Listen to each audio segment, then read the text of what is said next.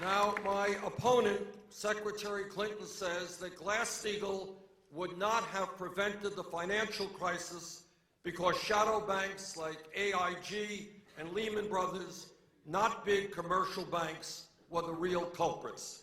Secretary Clinton is wrong.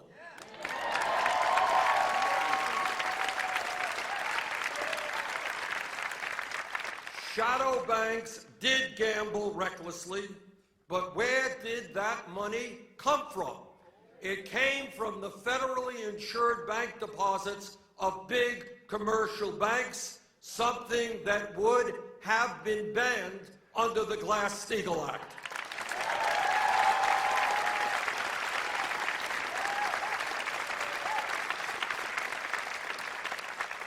Let us not forget, President Franklin Delano Roosevelt signed this bill into law precisely to prevent Wall Street speculators from causing another Great Depression. And it worked for more than 5 decades until Wall Street watered it down under President Reagan and killed it under President Clinton.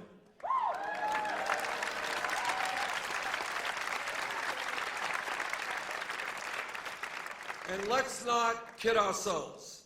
The Federal Reserve and the Treasury Department didn't just bail out shadow banks.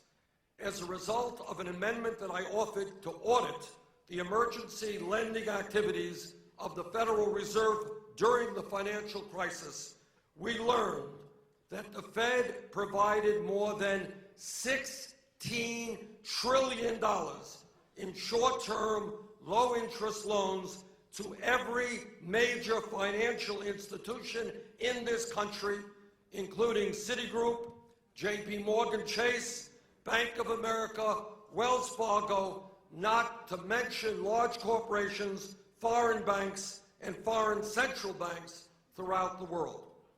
Secretary Clinton says we just need to impose a few more fees and regulations on the financial industry.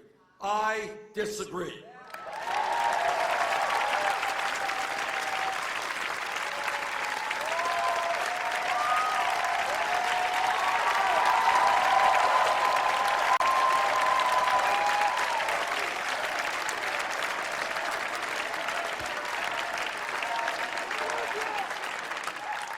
As former Secretary of Labor Robert Reich has said,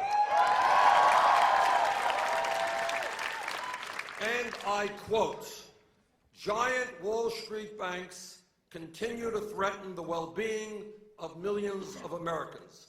But what to do? Bernie Sanders says break them up and resurrect the Glass-Steagall Act that once separated investment from commercial banking. Hillary Clinton says charge them a bit more and oversee them more carefully. Hillary Clinton's proposals would only invite more dilution and finagle. The only way to contain the street's excess is with reforms so big, bold, and public they can't be watered down.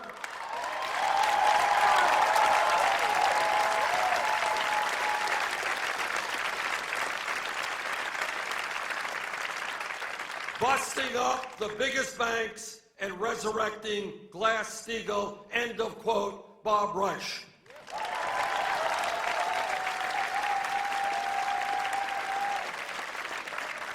Secretary Reich is right. Real Wall Street reform means breaking up big banks and reestablishing firewalls that separates risk-taking from traditional banking. My opponent says that as a senator, she told bankers to, quote unquote, cut it out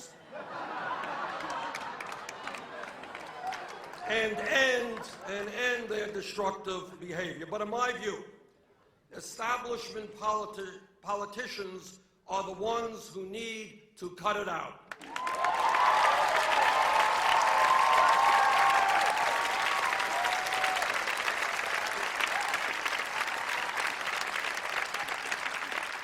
The reality is that Congress does not regulate Wall Street.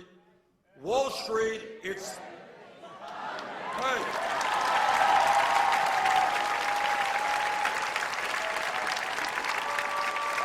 You got it. I represented Wall Street as a senator from New York, and I went to Wall Street in December of 2007, before the big crash that we had, and I basically said, cut it out, cut it out, cut it out, cut it out.